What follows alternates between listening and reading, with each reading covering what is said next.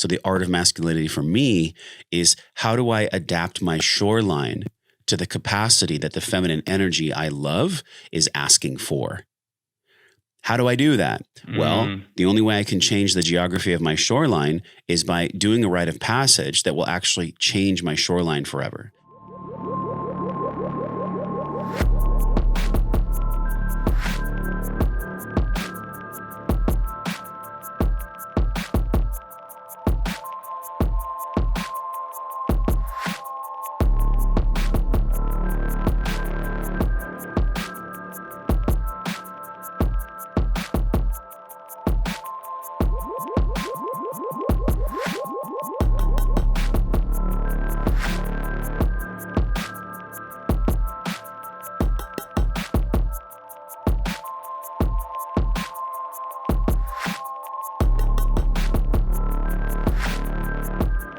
Welcome back to the Art of Masculinity, guys. I have probably one of my favorite people on this planet. You know, I love his podcast.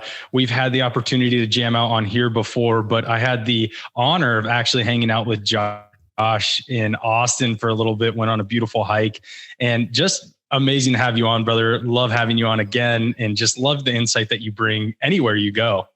Thank you, man. Thank you for having me on the Art of Masculinity. And I love that title because, man, is it an art form. I mean, it's constantly changing what it means to be a man, how men operate, how we can relate as men, how we relate to each other as men, how we relate to our women, how we relate, however we relate in a relationship, right? Woman, woman, man, man. Like, the art of masculinity is a constantly moving target. So I'm excited to share. I'm excited to share what I've been through in the past year, I think, maybe 2 years since I came on your show last. Yeah, brother. I'm actually loving this because how you just started that off, that evolution is beautiful because you're going through that right now. I actually just want to dive a little bit. Have you even come to terms yet with being a father, man? I've come to terms, yes. And it's great that you said that because there really is a term, right? And we're used to like terms and conditions. Terms and conditions is like a legalese standpoint. It's like legal words. Terms, coming to term with being a father, is knowing that my time on planet Earth is a term. My ability to hold an hour with you on a podcast is a term. We're always signing up for terms, whether we want to admit that or not. And me being a father, I signed up for the term when I chose to plant a seed inside of my woman. That was me choosing to sign up for a term. And a lot of men abuse that power, Johnny. A lot of men just, that basically they put their cock wherever they want. And that was my story earlier in life before I got my ass kicked and I grew some spiritual and emotional maturity. And so, yes, dude, long answer to your short question. I'm absolutely ready. Is there a part of me, like multiple layers of my onion, that have had to be peeled? For sure. And you know what happens when you peel an onion? You cry. So I've had to cry. I've had to cry and mourn the loss of the old self, the single, free, like no child man. But now I'm excited about it. I'm excited for these new terms. That's awesome, brother. And it's just beautiful because I can't wait to watch you grow into this next season of your life, this next man in this next season. It's going to be amazing. You and I had some great conversations about it. And it's just beautiful even to hear you speak about kind of this past life and having that, peeling that onion back, crying. And the fact that you've gone through ego death too, just quite a few times, right? Quite a few times. I just got back from a 10-day Native American vision quest with Tim Kokorin and Mark Tollefson. And I was actually introduced to Tim by a man named Aubrey Marcus here in Austin. And I was like, he's the founder of On It. I'm sure you're familiar with the brand. And I'm sure maybe even people across the world are familiar with that because they've really put a ripple in the normal fabric of what it means to be a man with that brand and what it means to be a woman and just like questioning the normal status quo. Anyways, when I got introduced to Tim, it was an immediate soul calling, Johnny. Like it was like right away, I am going to do this. I didn't really know why my soul was calling me there, but holy shit, when I got there and when I really started to understand what a true vision quest is It's a rite of passage. It's a piece that many men miss, and they miss it because their fathers never received this rite of passage either. And so what we have, Johnny, is there's millions and millions of men walking around in this earth that have never been through rite of passage and that really have never grown up. It's a bunch of, as Gillette and Moore talk about in King, Warrior, Magician, Lover, it's a bunch of high chair tyrants or weakling king archetypes that really haven't fully embodied their masculinity. They really haven't gone to the dance of the art of masculinity because they were never shown the way. And so it's not to shame these men. They were never shown the way. And so this Native American Vision Quest was actually built for young men that are 13, 14, 15 in their adolescence to have them touch death. And when you touch death, you bring back the gifts of gratitude for life. And that's the gift that I just received about 2 weeks ago. I just got home. So it's pretty wild, man. That's beautiful too. And I've talked about that on the show. I think that's something that's big that men are missing in society today. So I actually want to dive a little bit into that with you since you just came out of it. For all these guys out here, like, I've done my rite of passage. I grew up hard, right? Like, right. Let's kind of dive into a little bit of what you mean by a rite of passage. A true rite of passage is where you go from one way of being to another. And a way of being always shifts like tides, right? Tide comes in, tide goes out. But there's always a shoreline. And when you go through a true rite of passage, you are literally changing your shoreline. You are not just changing the tide. You know, I'll go do ayahuasca. I'll go to a ceremony. I'll go to MITT. I'll go to ALA. I'll go to any of these programs. And these are all phenomenal programs, right? It's nothing to knock these programs. But a lot of times people will go and do a program or a training, or they'll read a book, or they'll start journaling. But it's not a true rite of passage. A rite of passage is built so that a man, and even now so that women's rite of passage is powerful too. So that it actually changes the geography of who you are. It changes the shoreline of your being. And when you change the shoreline of your being, the tide never comes in and out the same ever again.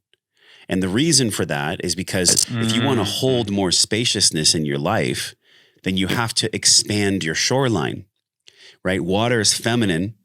And so water always wants to test boundaries, just like the feminine does. You know, the feminine always wants to test boundaries. And so as the masculine energy and however you relate in relationships, but like I consider myself to be a masculine man. So the art of masculinity for me is, how do I adapt my shoreline to the capacity that the feminine energy I love is asking for? How do I do that? Well, the only way I can change the geography of my shoreline is by doing a rite of passage that will actually change my shoreline forever. And rite of passages have been commonplace in all different cultures across the world. Some of these can be pretty brutal, honestly, and I don't agree with all of them. But what I love about the Native American tradition is there is a ego stripping process. There's a sweat lodge and a purification. There's 4 days in nature. And in nature, all you get, Johnny, is 4 gallons of water, your sleeping bag, cold weather clothes, and a tarp. That's it. You don't get any food, any fire, any flashlight, nothing. I mean, you're just out there in the wild, 30 minutes from camp, and then camp is another 45 minutes from town. So if something happened to you, like, you are in control of your own destiny. And there is nothing and no one that is going to come save you. And there is something fucking liberating about that, to know that your life is in your own hands and no one is coming to save you. That is the kind of rite of passage that many men need to accept and many men need to go through. That's beautifully said, because I think in today's society, we have 2 rites of passage in the United States, and the closest things to rites of passage, and that's gangs and the military. And neither of them are very good for our psyche or for building us into being actual good men in this world. There's a lot of breaking down in that's very negative, and there's a lot of just ripping apart, but it's not building back up in a way that we serve ourselves and our ecosystem, right? Yep, 100%. Because those are a shallow cry to a true rite of passage and to true brotherhood.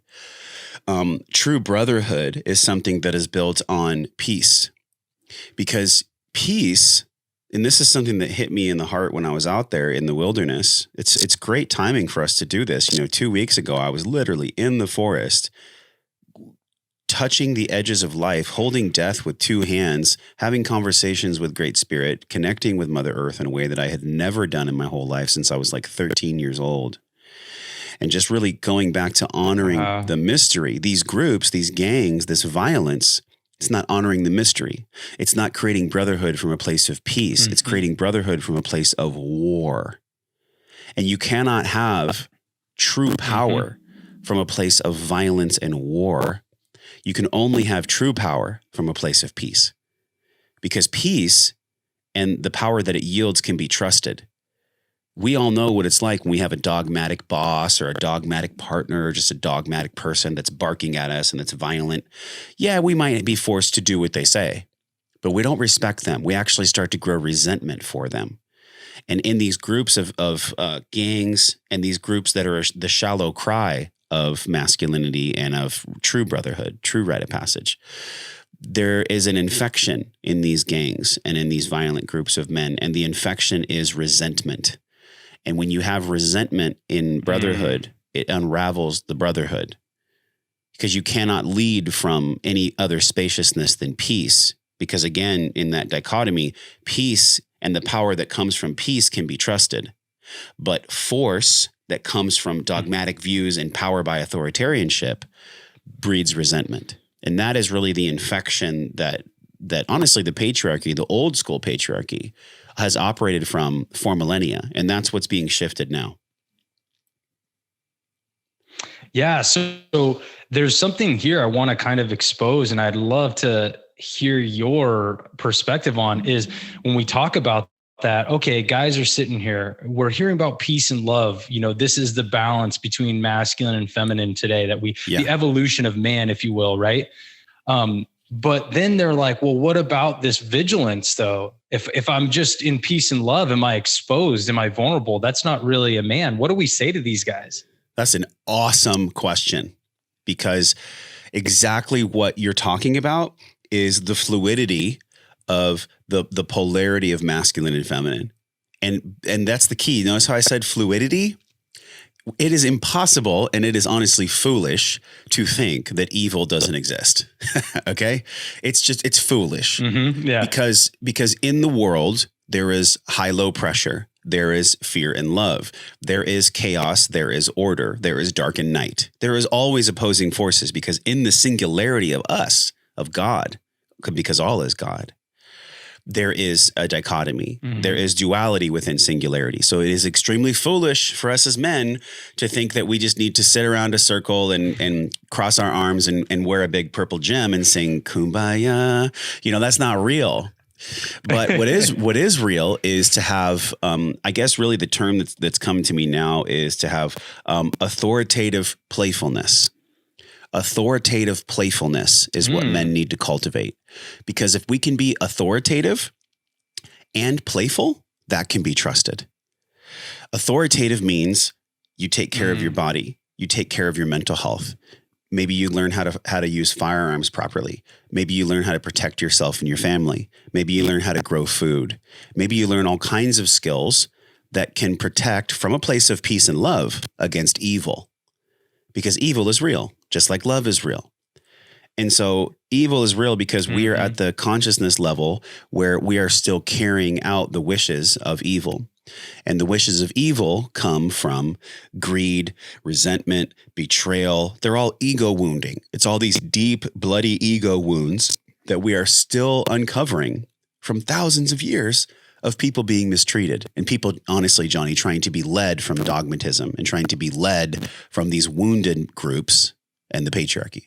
So what you're creating with your show, which is so awesome, and just who you are as a human being, and also who I am, is we are creating a new shoreline of a tide that can hold more spaciousness for this feminine energy. But we do it knowing that we get to be authoritative and we get to be playful. We can't just be playful and loving, because then when evil comes, we'll get mowed over. But we also can't just be a jerk and be authoritative all the time, because then we're never going to have any fun. We're not going to be loving. So there has to be both. We have to work on both. And that is the art form. That is the art form of being authoritatively playful. And that's really what us men have to embody, like today, right now. And of course, it can't happen that fast, because there's a natural learning curve, right? So we're all learning and doing the best that we can. Yeah, brother. I love the way that you picture that for us, because I can vividly see what you're talking about. And that authoritative doesn't allow the people in our ecosystem to feel safe. That's not like, it's not acceptable for men to be that way, because, to feel, if you want to be, quote unquote, the warrior, the protector, but nobody feels safe with you because they're scared you're going to pop off on them. That's not being a good masculine figure in this world. Right. Agreed. Because think about this. If you yourself have been in the military, and so you understand what it's like to receive orders. Did you ever receive an order that you didn't want to carry out? Oh, sure. Yeah. Maybe all the time, but there was something in you that you knew, because you were in that structure, right? And you were in the hierarchy, you had to carry it out. Otherwise you would lose your position. And so that is what I'm talking about, where there's the authoritativeness, but there's not enough playfulness. There's not enough lovingness that's coming through in situations like that. And so that's the challenge that we are all facing. It's like, society is round. The earth is round, and we have square thinking. The earth is round. And so we're trying to apply a linear, logical box type thinking, authoritativeness without playfulness, to a round existence. Spaciousness is outward in 360 degrees. So we cannot use box thinking, linear, logical line thinking to live here in this world. And of course, that example, that metaphor that I gave you, it ripples out into almost every single question I think you explore on your show, because we are in a round 360 existence. We are not in a square, logical, authoritative, dogmatic existence. That's so good, because I think we can all picture this in masculinity today, with the fact that we feel almost like we're in a box. And this kind of leads me to my next question with you is, well, why do men, or why does it seem like, I don't want to generalize too much, but why does it seem like most men fear this new evolution of masculinity? Because anytime in life that your way of being is challenged, your ego is going to fight, sometimes to the death, against change. One of the greatest resources I can give to you in the art of masculinity is a book by Dr. Vernon Wolfe, and it's called Holodynamics. And in Dr. Vernon's book, he talks about holodynes. And holodynes are, and I'm going to give a few examples, holodynes are microtubules within our cells. This is a massive PhD that served in Russia in wartime. His credentials are vast, but he's interesting because he doesn't have a massive website presence. He doesn't have all the trappings of a quote influencer, but this is a man that's really the guy behind the guy, right? You know that movie Swingers, the guy behind the guy. That's what Vernon Wolfe is. He's the guy behind the guy. He's the guy that's making things happen. So he talks about holodynes. And in his clinical research, he found that beliefs actually live in our body. And those beliefs are passed on to us by our fathers and mothers. And guess what? Their beliefs are passed on to them by our grandparents, by their father and their mother. So why am I saying this? Your question was, why is it so hard when we're presented as men with a new way of being? It's so hard because we are fighting biology. Stephen Pressfield calls it the resistance. So what is resistance's number one job? What is a holodyne's number one job? What is a core belief that got installed almost like a microchip in a computer? What is its core job? Its core job is to function without change. In the same way that when I touch a keyboard and I type in the word Johnny on a keyboard, I know that when I hit the J, it's going to show up as a J on the screen. Well, our beliefs function, dude, exactly the same way.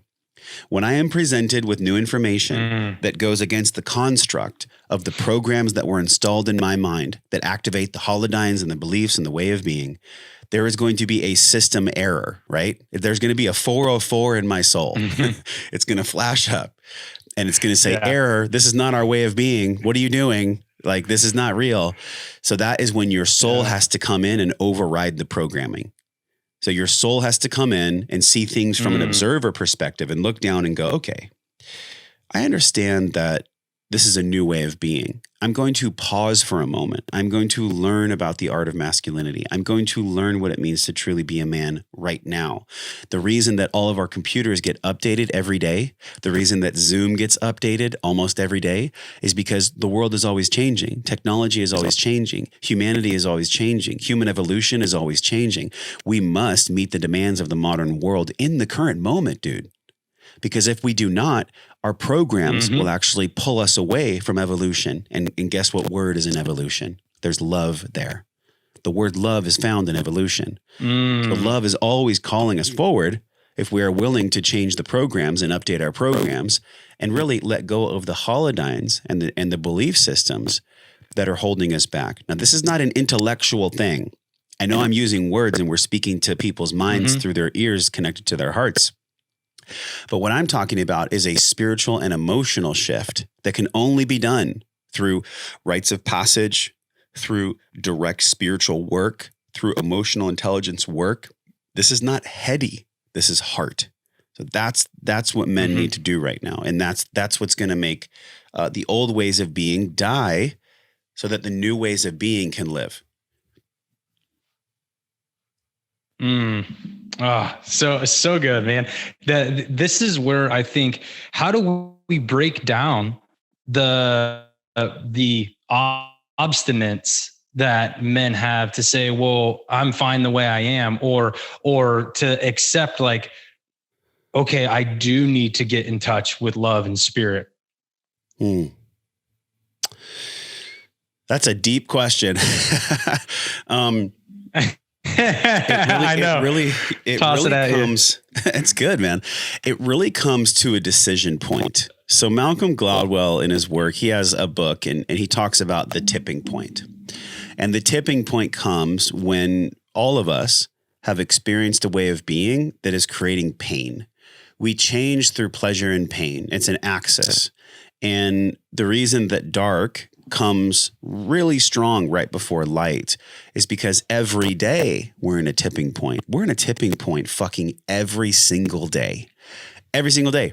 You and I can choose to show up based on our awareness, right? I believe in the military community, there's like a map for situational awareness, right? Mark Divine calls it the OODA loop, the loop of awareness. And so every day we as men, we're constantly scanning our environment and being aware of what's going on. How do we show up in our environment as a true leader, as an authoritatively playful man? Well, the only way we do that is by first being aware. So number one, dude, and I know you've talked about this and I'm still going to say it again because sometimes it takes to hear the truth 55 times. And on the 56th time, something sinks in. Number one is, and let's just take a breath here.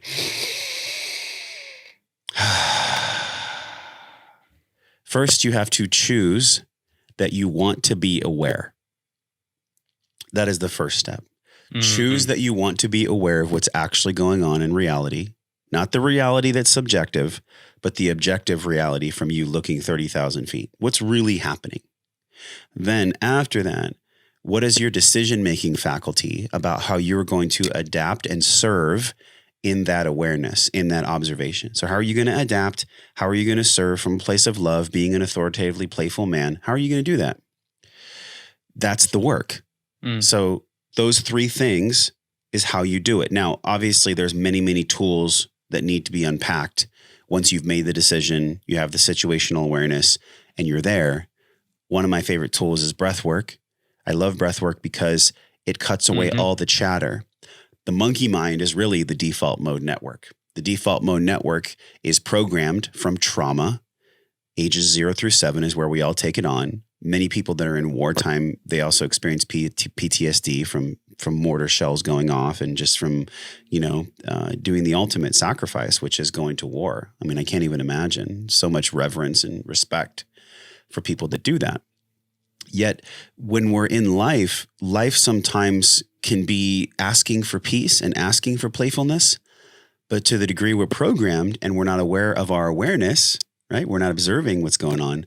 We can actually come into a situation and be like ready for war from a nervous system perspective. And so our work is multi-pronged and multifaceted, because once you make a choice from 30,000 feet to observe, then you actually see in your OODA loop, like what's happening here? How can I adapt and be loving in this situation? What tools do I need to adapt?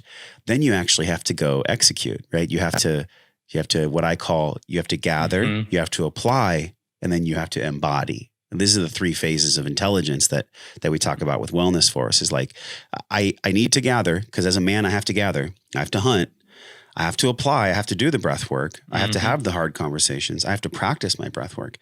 And then as a man in that final phase, I have to embody.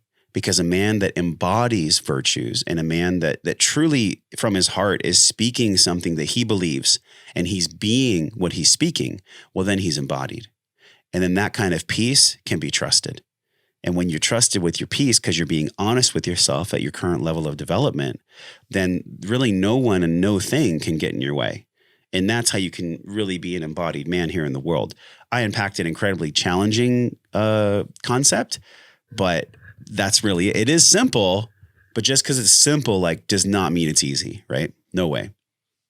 No, absolutely not. But I think this is a great start to getting guys that are kind of fighting or not really looking at evolution as a priority, in the sense of, how do I just even start on this path to say, hey, I'm accepting to be aware, to look at that 30,000 foot view and say, let me actually understand what's going on with me and what's actually the big picture here before I jump into reacting, before I jump into kind of taking on the old programming and saying, this is continually the way. Yes. You said it yourself. It's awesome, because many times our answer is inside of the question. And the question was about the old programming. So if it is quite simple, and to observe is really just to be a witness. So when I'm observing something, I'm observing it without judgment, right? I'm just witnessing what's going on. So when I'm observing a situation where, let's give an example here. So my woman is crying. She's upset about something. What can I do without judgment to just observe her so that I can have greater situational awareness? The first thing is to do this. Put your hand on your belly. And if you're really upset, put your hand on your heart and breathe through your belly like a bellow, like breathe horizontally instead of vertically. And I learned this from Dr. Belisa Vranich, who's worked with many special forces and many people in the military. Breathe horizontally when you're in situations of stress, when you're experiencing old programming. Breathe horizontally, don't breathe vertically. So if I return to the side here and people are watching this on YouTube, my belly is actually going to go out when I breathe in through my nose. So it would look like this. So you can see my hand goes in and out, not up and down. And that is the greatest gift we can give to ourselves and to our partner in those moments where we're like, oh shit, an old program's coming through. The authoritativeness is here, but there's no playfulness, like that's how we can really shift, is by doing 6 of those. And in our Breathe program, so I have a program called Breathe, Breath, and Wellness. And in that program, you can find it at breathwork.io. And in that program, we have a specific module where we talk about relationship conflict and breathing for relationship conflict. And so the best thing you can do is you ask your partner, because when you ask your partner, you're actually turning off the old programs. The biggest gift, and what was awesome in your question that I can touch on quickly here, is the biggest gift that we can give to ourselves and our partner and just to our space, as a man, is can we ask permission to our space, to our woman, to our team? Can we ask permission as a leader for us to learn? Can we ask permission as a leader so that we can learn and be a better leader? And so the best way to do that is just to go, 6 deep breaths, inhale nose, exhale mouth in a circle. State what you're observing. Hey, baby, I noticed that you're crying. Can you share with me how I can support you? Can you share with me what's wrong? Or if you're in a team environment and you're in a team environment and you notice your team is out of whack, take a deep breath and you ask your team, hey guys, I'm noticing that the energy's off in the team. Would anyone have the courage to share with me any stress you might be experiencing or any issues you might be experiencing? Or when you're at work, same thing. You see what I mean? We're asking for permission after we take our breath to reset our nervous system. And then our team is going to respect us, or our woman's going to respect us because we took the time to get out of our fucking head, to turn off our bullshit programs so that we can be in our body, because we have to be embodied in order to truly lead. Then we can learn. We're meant to learn as a leader. Leaders aren't like on the top of the mountain that they have it all figured out. A true leader is vulnerable enough to ask when they can learn. And that's what this is all about. That's how we get rid of the old programs. Yeah. And so how much of this is tied into, in your perspective, to us being better at emotional intelligence as men as well? I think that's a struggle with many, many men in society today. Well, like I mentioned, man, and it's an awesome way. It's really a beautiful question on top of your last question. So I love where we're going in this, because true intelligence has an arc, right? Most people think intelligence is like, hey, how smart is this guy? Wow, that person's really intelligent. You know, they can articulate and they have the PhD on the wall and they have all the things. But dude, true intelligence has honestly not much to do with how smart you are at all. like it really doesn't matter. True intelligence is our capacity, dude, our ability to gather info, right?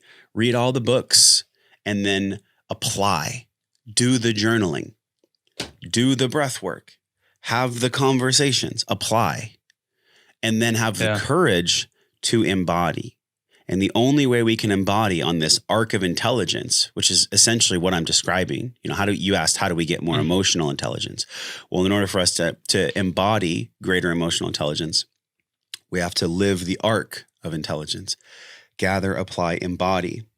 And as we embody, whatever's being installed creates spaciousness and kicks out the old programs that are blocking us from embodying true emotional intelligence.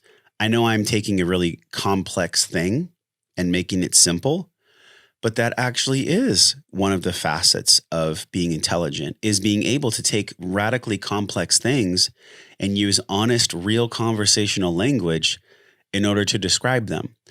I don't need to tell you about the afferent and efferent nerve endings in the brain when we experience trauma and what's going on in your vagus nerve and all this stuff. That's fine if you want to know that. That's fine. There's nothing wrong with science. I think science is great. But people need real language that a 10-year-old can understand. And that's what the world needs. And that's how we get greater emotional intelligence, is being committed to taking super complex things, dropping into our heart, getting out of this monkey mind default mode network brain activity, and really being able to speak with honest language. That's how we embody greater emotional intelligence. And that's, I think, one of your biggest strengths, which that's why I love your show personally, and I listen to it regularly, is the fact that you do take complex situations and break them down for us. Because at the end of the day, especially for us men, we want to get the information, and we don't want to have to go research more information on top of information. It's calories, give us, right? it's calories. Well, our brain is a super calorie hungry engine, right? I think, quote me if I'm wrong, someone, but I think our brain is like 50 to 70% of our calories. It's a massive hungry organ that we expend all day long. And so anytime in marketing or in messaging or in conversations, if people can stop with the blah, blah, blah, long-winded stuff and just get to the heart of the matter, the reason why people are relieved is because we're saving them mental calories. We're saving people mental calories because they don't have to process and think. And that's why we have a guide, right? And it's called the M21 guide. It took me 3 months to build. research and test and trial. And that guide is free. People download the guide, not just because it's free, but because it would take them 3 months to gather that information. So I gather it for you. So you can apply, you can get right to the application and then move on to the embodiment. And so that's at wellnessforce.com/M21. It's 6 practices that I pulled from like almost 400 shows now. And it's just the 6 things that I think are the most potent for you to do every day. So you can start embodying greater emotional intelligence, embodying more physical intelligence. So yeah, we got to save them calories, man. We got to save people mental calories. That's how I'm going to market this episode. We're going to save you mental calories. Take a listen. Hell yeah. I mean, it's real. It's real. Yeah. It's good. It's good stuff. That's awesome. But and anybody that's listening right now, go download that M21. I'm going to go do it because obviously like through everything that you've learned and you're putting that into something that's synthesized for us to apply and embody, like that's insane, man. So appreciate you actually putting that out there. We'll put all this stuff in the show notes as well for everybody. But as we're kind of continuing down this path, I know a lot of people today are hearing, and you're probably one of the best people to talk about this, but a lot of people are hearing about the importance of breath work, but I don't know that everybody really understands that and really what this means and why it's so important. So if you could kind of break that down for us, because I know this is something that's been part of your practice that you're integrating very, very vigorously right now. What is it that we can look forward to for breath work, and how does this change even our chemistry to think differently? Did we do breath work at my house or no? I forgot. When you came over? We were going to, and then we didn't get in the sauna. Time, okay. Yeah. The next time you come over, we have to do the 7-minute practice because it's so potent. It's so powerful. I can just describe it to everyone here. It's 21 warrior breaths or priming breaths, 2 rounds of box breath, and then an exhale hold. And that's the most powerful way to do it. So breath work in a nutshell is this. It is your conscious control of your respiration. And your conscious control of your respiration is that. It's you being aware of how you're breathing. That is breath work, right? Breath is the only automatic, otherwise known as autonomic process that we have in our body. You can't digest your own food. Your body does that for you. You don't think about blinking your eyes or about excreting salivation from your mouth. Your body does that for you. You don't beat your own heart. Your body does that for you. These are all autonomic things that occur in our nervous system and in our physiology that, if you're a Shaolin monk, you could probably control because you have a super high level of awareness, right? Remember that 30,000 foot view? Yeah. They're like 60,000 feet, 90,000 feet, the Shaolin monks. So they're just witnessing everything. They're just like, they're like outside the matrix, but we're here in the matrix. And so in the matrix, the only way that we cannot become a slave to the matrix is by using our breath. And it's the only automatic lever, e-brake that we can pull. So right now, if I'm talking to you or if I'm talking to a partner and I can remember to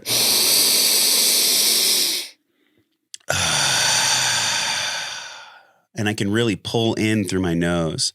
Conscious respiration means pulling in through your nose, which is your sympathetic activation. Exhaling through the mouth is your parasympathetic activation. What that means is sympathetic is fight, flight, or flee. Or I'm sorry, fight, flight, or freeze, right? So get frozen, fight, or run, right? A lot of people use that phrase deer in the headlights. Well, that's freeze. That's sympathetic nervous system.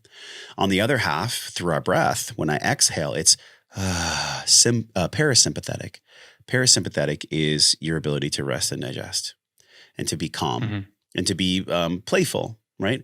Authoritative, sympathetic. Parasympathetic, playful. Authoritatively playful. So we have to balance both of these things. And how do we do that? We join them through the bridge of breath.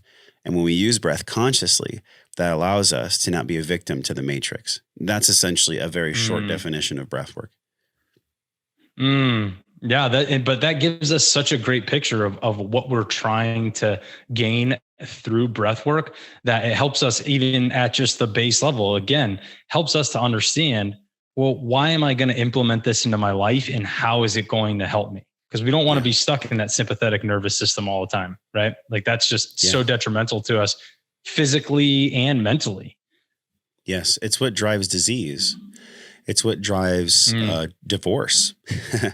It's what drives. Complacency, is being in constant sympathetic. So let's go over this. Like, what are the things, the big things that cause people to be stuck in the sympathetic? Sympathetic is trauma, capital T, like sexual abuse, physical abuse, even wartime, right? People can come home and they're just shell shocked. They're just stuck in sympathetic.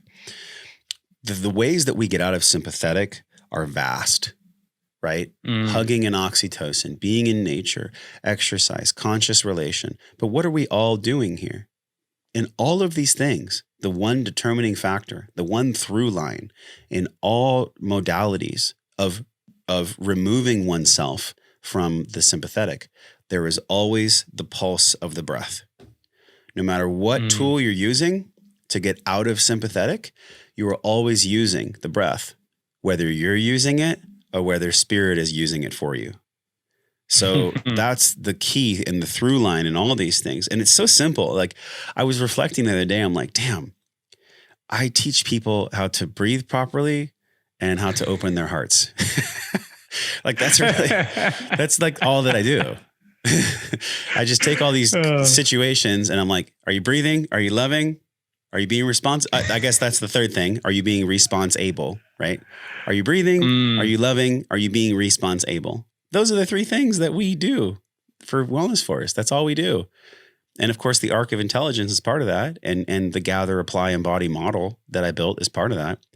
And it's just fascinating, Johnny, because gosh, we forget such simple things because we get stuck in the mind. We become victims of intellectualization, where we think life has to be this crazy, hard, gnarly, complex, I need to get 4 PhDs so I'm worthy type thing. And it's all fucking bullshit. It's all programs that have been installed. Alan Watts calls it's all retch and no vomit. People are going, I don't feel good. I want to get rid of my mom's programming. I don't want to be like my dad. But nobody ever throws it up. Nobody ever gets it out of their system because they either don't know how or they haven't cultivated the courage. And that just takes time. It takes time and the choice. This is the big one. You have to choose. This is your earlier question. You have to choose. Do I want to observe? Do I have the courage to observe and to be witness to what's transpiring? This is why our current world breaks my fucking heart, because I do have the courage to see what's going on from an objective place without my wounding, without my projections. The reason it breaks my heart when I'm at the airport, I mean, I was coming home from Idaho, from the Vision Quest, and I'm sitting there stretching on the floor in the airport. And I'm, as soon as I go through the security line, I rip that mask off. It's not a fuck you. It's just like, this is my sovereignty. I'll play your little game. Yeah. I'll put on the mask so it makes your ego feel safe. But I rip that mask off as soon as I come through security. And nobody ever says shit to me. I just walk through the whole airport. Everybody's in fear looking at me with their mask in their eyes, like, what's he doing? And I'm sitting on the floor with no mask on, and this woman's there with her mask on, and her baby comes up and starts touching my pack. And I'm like, oh, this baby's so curious. And we're starting to talk in the airport. And she looks at me with like almost like redness in her eyes. And she just stares at me and she says, I wish I could take my mask off. And I took a breath and I was aware of my situation. I just turned to her and I said, you can take your mask off right now. And it was a glitch in the matrix, because when she looked at me, there was a part of her that got excited, and I felt her go, oh yeah. And then I felt her programming kick in, boom. And then I felt her do what most of us do when we're being programmed, is the uncomfortable laugh comes through. She went, instead of responding to my truth. And that is what breaks my heart about what's going on in our world. It's not just the mask wearing. That's a metaphor, dude, for how we're all living in program. The mask is really just a physical representation of the programming we haven't thrown up yet. That's what's truly transpiring right now. So it broke my heart because there she was in the choice point. And by the way, she's a reflection of me. Where in my life am I wearing a mask still? Even on this podcast, like where am I trying to be perfect and communicate to you from perfection and say the perfect thing at the perfect time instead of just being real? When I take an inventory of our time together, I feel like I have shown up real today. I feel like I have shown up honest, and I don't need to say the perfect thing because we're friends. We're here in the art of masculinity. We're all learning about the art. There's no pressure here. Yeah. This isn't like you need to do it fucking perfect. So when there's a lack of pressure, which goes back to your earlier question, how do we change? How do we let go? When there is a lack of authoritativeness, right? Like I don't need to be my authoritator in my mind. Like you got to be perfect with Johnny. You got to say the perfect shit. You got to fucking do everything perfect. No. Then I can bring in spaciousness for playfulness, and that can be trusted. Then I'm being myself. Then I'm not wearing a mask. If I'm in pure play, and it goes the other way too, Johnny. And thank you for letting me riff here, dude. Because what's coming out is great. Like we can go to the other side and we can be like, everything's fine, good vibes only. All there is love, blah, blah, blah. And that's bypassing in fear too. Sometimes fear wears a smile. And so I can go to the other side of the coin and be like, everything's fine, and that's bullshit. And then I can go to the other side of the coin and be like authoritative. Like when I come up to Johnny's podcast, I need to be fucking perfect. I need to have all my notes ready. It's like, no, there's a middle. There's a middle because in the middle that's why a river can flow through. And I use the laws of nature because nature is so fucking wise. She is so wise. Oh my God. She's always showing us what's true. A river can only flow when there's two shorelines. That's why there needs to be playfulness and authoritativeness, because that way energy can flow. If there's only one shoreline, the water is just going to recede and evaporate. But if there's two shorelines, if there's authoritativeness and playfulness, then water can flow. Then we can live. But we can't live if there's only one or only the other. And that's the wisdom of nature coming through. Wow, man. That was just like mic drop right there. It's freaking amazing what you just kind of exposed us all to in that whole and segment. Myself and at the same time. It's so good, brother. But it's like, you have that, that smile that like, oh, life is great. Everything's cool. But that becomes basically masking, your fear of not being compliant, right, with societal expectations. And then the other side is being that authoritative could be, well, am I being a rebel just to be a rebel because I don't want people to tell me what to do, or society, right? So it's taking inventory of both. But I love the way that you painted that too. Very, very awesome, man. Thank you for giving me the spaciousness there. Yeah, this is why I love podcasting, right? Because I don't know what I'm going to learn from you. From the questions you ask, you make me learn more. That's what great podcasts are. And that's why people are loving this longer form conversation, is because aren't we just kind of sick of the 3-minute, 7-minute, like, what's the 5 greatest mental hacks you can learn in 3 minutes? Shut the fuck up. Like get the fuck out of here with your authoritative bullshit, screaming at people online. Like you need to do that. Like, who's the worst? And I'm going to single him out. Gary Vaynerchuk has caused more pain in this world than a lot of people that are on social media, because his mentality, and you look at how he's aged, Johnny, look at how much that guy has aged in 10 years. He looks 40 years older and the body keeps the score. So like all his hustle, grind, get it done. There's some truth to that sometimes, because sometimes we do need to do that, but not all the fucking time. You're going to kill yourself. So he's killing people. He's killing people, dude. We're not meant to go 24/7, 365 forever. You're going to kill yourself. That's not life. That's not playfulness. So I forget why I was even saying that, but that had to be said. Oh, it's because we're learning. It's because of what we're learning. Yeah, we're learning. Yeah. Oh man, this has been a beautiful conversation, brother. I'm so happy that you were able to carve some time out and come on the show with us. I know how busy you are these days, but brother, I'm never too busy for you, man. I'm never too busy for this, spaciousness, right? You're creating spaciousness for people to learn about the art form. That's why I love the title of your show, The Art of Masculinity. because it is an art. You don't go and paint and be like, I'm going to paint the perfect picture. You fucking enjoy the painting. Yeah, brother. You enjoy the art of masculinity. Enjoy it, you guys. Enjoy it. It doesn't have to be so serious all the time. Oh, I love that. I do love that. It doesn't have to be serious all the time. I think we get that wrong a lot of the times, but we do. No, man. Brother, this has been amazing.